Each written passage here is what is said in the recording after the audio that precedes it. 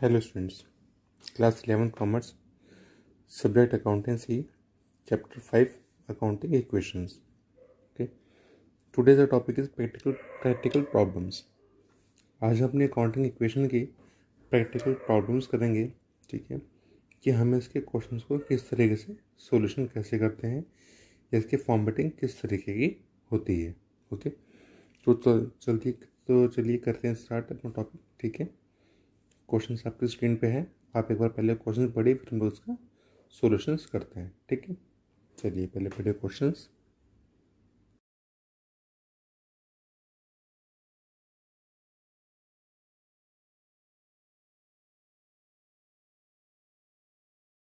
देखिए स्टूडेंट्स, कुछ फॉर्मेट हमारा इसका इस तरीके से बनेगा अकाउंटिंग इक्वेशंस के क्वेश्चंस में. ठीक है, सबसे पहले जो मैं एंट्री में दी हुई है रिकॉर्डिंग के ट्रांजेक्शन्स, हमारे सबसे फर्स्ट इसमें बनेगा सीरियल नंबर, देन बनेगी हमारे ट्रांजेक्शन्स के, मुझे लिखेंगे कि हमारी ट्रांजेक्शन्स कौन सी हैं.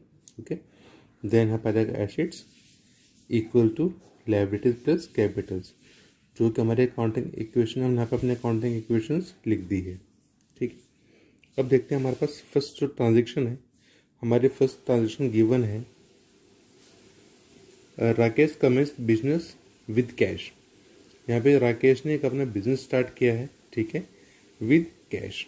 ओके, तो यहाँ पे हमें ट्रांजेक्शन में आ जाएगा कमेंस्ड बिजनेस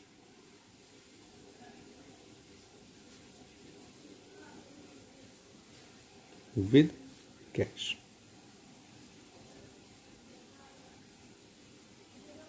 ओके, हमारे पास कैश था तो हम आपको लिख देंगे कैश. कैश हमारे एसेट्स होती है. ठीक है, 1,50,000. ठीक है, इसके बाद हमारी लायबिलिटीज कुछ नहीं है इसमें. ठीक है, हमारी कैपिटल है हेरिटेज ऐसी कैसी, तो ये सारा पैसा हमारा कैपिटल होता है, जितना पैसे भी हमारे इसमें इन्वेस्टमेंट किया गया है, हो जाएगा 1,50,000 रुपीज़. देन उसके बाद फिर हमारे नेक्स्ट ट्रांजेक्शन है, two transaction number is furniture purchase for cash. Okay, furniture purchase for cash. Okay, हमारे पास जब हम लोग फर्नीचर परचेज करेंगे तो फर्नीचर हमारी एसेट्स होती है. ठीक है, तो हम उसको कैश एसेट साइड में लिख लेंगे, कैश प्लस फर्नीचर. ठीक है, मैं पे शॉर्टकट में लिख रहा हूँ फर्नीचर. ओके, लेकिन आपको पूरे लिखना है फर्नीचर वर्ड. हमारे पास यहाँ पे तो था जीरो फर्स्ट ट्रांजेक्शन में, बट सेकंड ट्रांजेक्शन में हमारे पास फर्नीचर में ऐड हो जाएंगे ₹20,000. ठीक है, लेकिन जब हम लोगों ने कैश में दिया तो हमारे पास कैश भी कम हो गया होगा.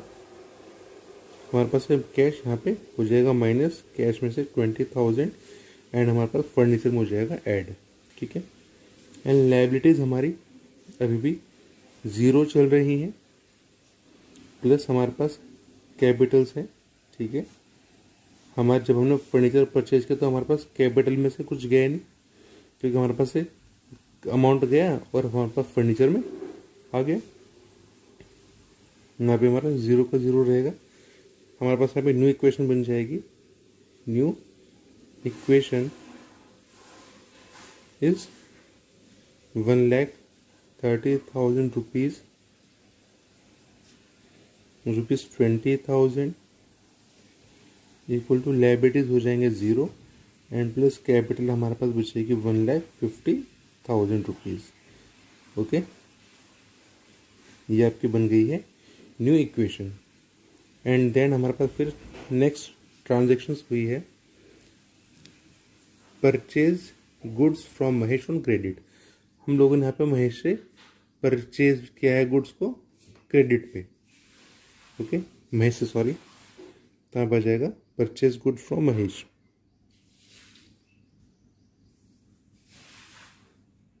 परचेज गुड्स फ्रॉम महेश आप लिख सकते हैं, परचेज गुड्स ऑन क्रेडिट भी लिख सकते हैं. ठीक है, दोनों ही सही है. हमारे पास जब हमने परचेज गुड्स किया, हमने कैश तो दिया नहीं. ठीक है, तो कैश तो ज़ीरो हो जाएगा. इससे कैसे, हमने फर्नीचर परचेज नहीं किया तो फर्नीचर यहाँ पे जीरो हो जाएगा हमारा, ठीक है। हमारे पास आया क्या, हमारे पास आया गुड्स, ठीक है, मीन्स हमारे पास हमारे स्टॉक आ गया। तो स्टॉक भी हमारे एसेट्स होती है, हम यहाँ पे उसका न्यू कॉलम ड्रॉ कर लेंगे। स्टॉक हमारे पास आ गया ₹25,000 का, जो हम लोगों ने उधार परचेज किया है। अब यहाँ पे हो जाएगा ज़ीरो, यहाँ पे हो जाएगा ज़ीरो, यहाँ पे हो जाएगा ज़ीरो, ठीक है। जब हमने उधार परचेज किया है तो उसका हमें पेमेंट देना पड़ेगा, है ना। अब हमें उसका पेमेंट देना पड़ेगा तो वो हमारी क्रेडिटर्स हो जाएंगे। क्रेडिटर्स हमारी होती हैं लायबिलिटीज़, क्योंकि हमारी रिस्पॉन्सिबिलिटी है, तो हमारे पास यहाँ पे क्रेडिटर्स इंक्रीज हो जाएंगे 25,000 रुपये से, जो कि हमारी लायबिलिटीज इंक्रीज हो जाएगी। ओके, जब हमारे पास सामान आ गया और पैसे हमारे पास से गए नहीं, तो हमारी कैपिटल भी यहाँ पे इंक्रीज हो जाएगी। इट मीन्स हमारी लायबिलिटीज इंक्रीज हो जाएगी ऐड कैपिटल होने के बाद, तो हमें हमारी कैपिटल हो जाएगी ज़ीरो। देन हमारे पास दोबारा से फिर न्यू इक्वेशन बनानी पड़ेगी। न्यू इक्वेशन इज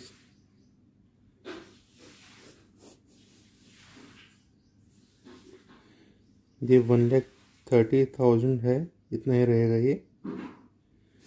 फर्नीचर हमारे पास 20,000 के हैं टोटल, यह जाएगा प्लस स्टॉक हमारे पास आ गया ₹25,000 का। ओके, तो लायबिलिटीज हमारे पास 25,000 रुपीज़ की थी, प्लस हमारे पास कैपिटल है 1,50,000 रुपीज़ की। हमारे पास हमेशा, अगर हम कभी भी चेक करेंगे अपनी न्यू इक्वेशन को, तो न्यू इक्वेशन के अकॉर्डिंग हमारे पास हमेशा एसिड्स का टोटल इन दोनों टोटल के इक्वल आएगा, ठीक है। एंड हमारे पास नेक्स्ट ट्रांजेक्शन है 4th नंबर पे, sold goods costing ₹10,000 to Mohan for cash. हम लोगों ने 10,000 रुपये का सामान मोहन को कैश पे सेल्स कर दिया है, ठीक है।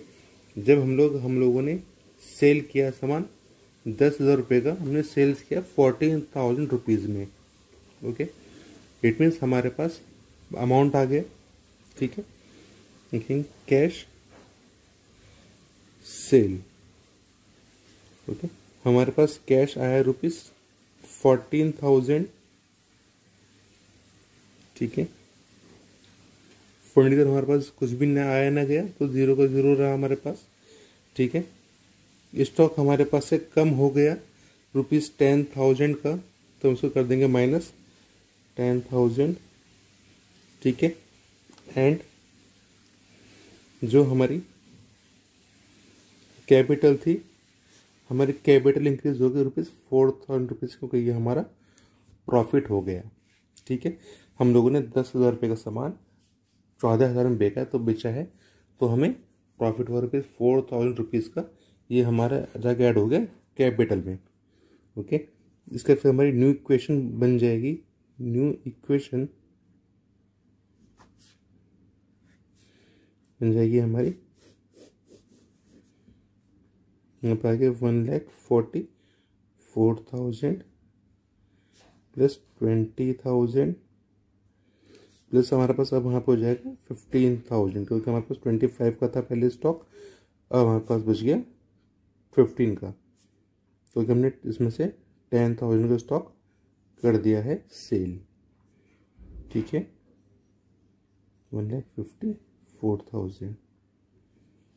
अब हमारे पास इसके बाद जो नेक्स्ट ट्रांजेक्शन है, नेक्स्ट ट्रांजेक्शन है हमारे पास 5th नंबर। इस पर हमारे पास है एडिशनल कैपिटल इंट्रोड्यूस ₹20,000। हमने यहाँ पे अपनी 20,000 रुपीज़ से कैश में अपने कैपिटल इंट्रोड्यूस की है। ओके, तो हमारे पास कैश के फॉर्म में आया है ये, ठीक है। कैश कैपिटल जो है हमारे पास ये कैश के फॉर्म में आई है।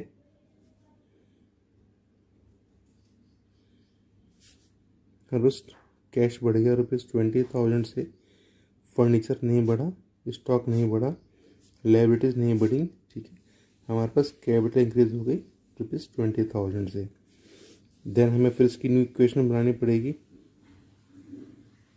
इक्वेशन, ठीक है, बन जाएगी हमारी न्यू इक्वेशन। इसका टोटल आ जाएगा नीचे 1,74,000 रुपीज़।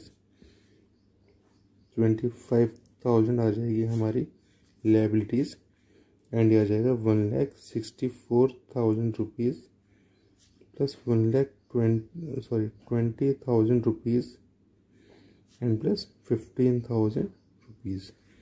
ओके, एंड फिर 6 नंबर पे न्यू ट्रांजेक्शन है हमारे पास कमीशन रिसीव्ड इन एडवांस।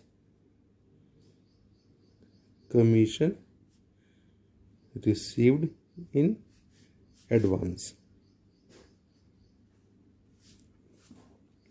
हम लोगों ने एडवांस में कमीशन रिसीव किया है।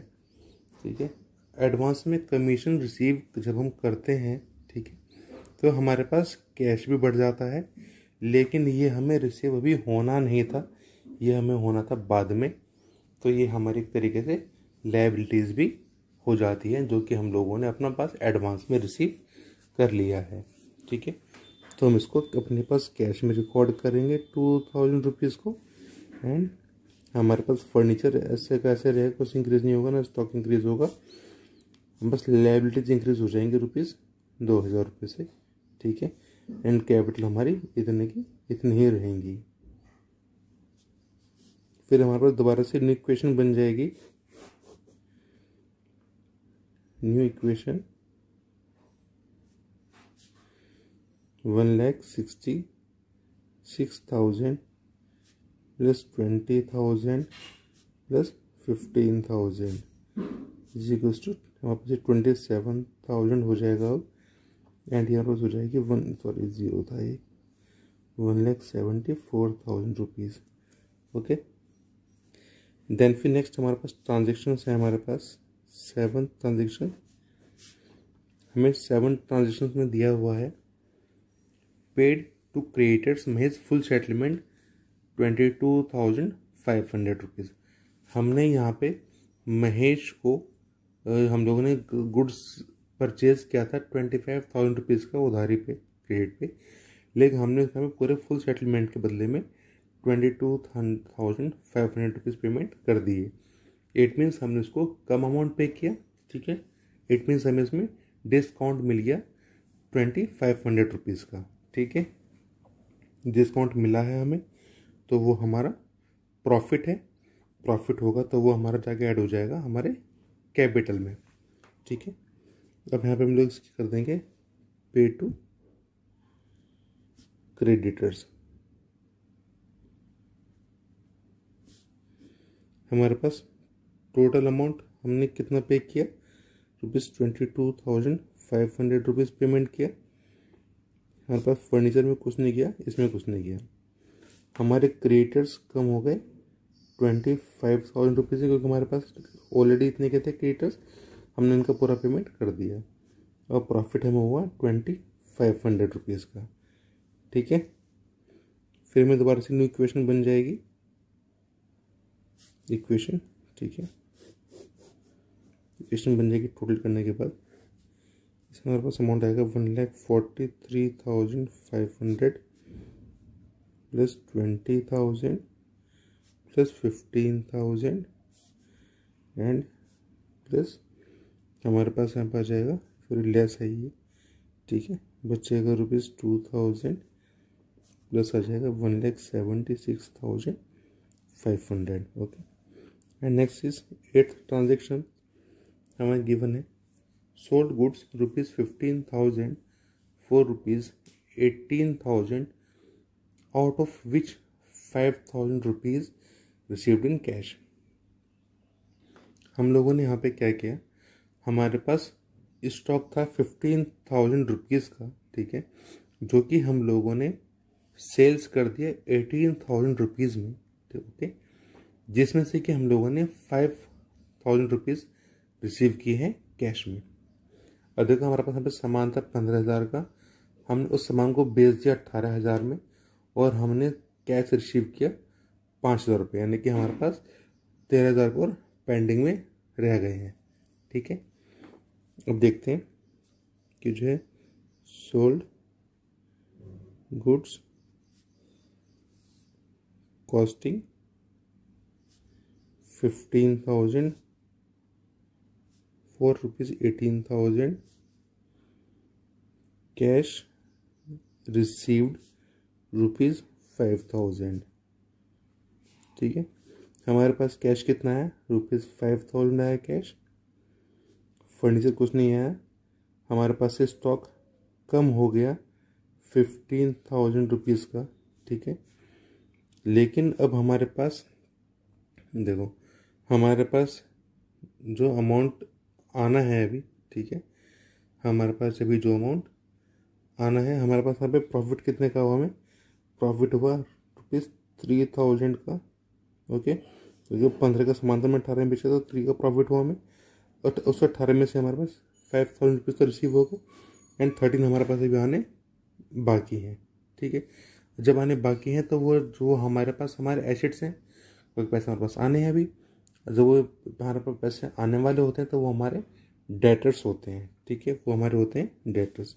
हम पे एक और कॉलम ऐड कर लेंगे डेटर्स के नाम से ऊपर। ठीक है, डेटर्स, यहाँ पे 0 हो जाएगा, यहाँ पे 0, यहाँ पे 0, यहाँ पे 0, यहाँ पे 0, यहाँ पे 0, एंड 0 0 0 0 0 0, एंड यहाँ पे हो जाएगा 0। लेकिन हमारे डेटर्स यहाँ पे इंक्रीज हो जाएंगे ₹13,000 से। Okay, is equals to 2,000 rupees आ जाएगा इसका, एंड सॉरी ये 0 यहाँ पे कुछ नहीं होगा यहाँ पे। ठीक है, देन हम लोग अपने बनाएंगे न्यू इक्वेशन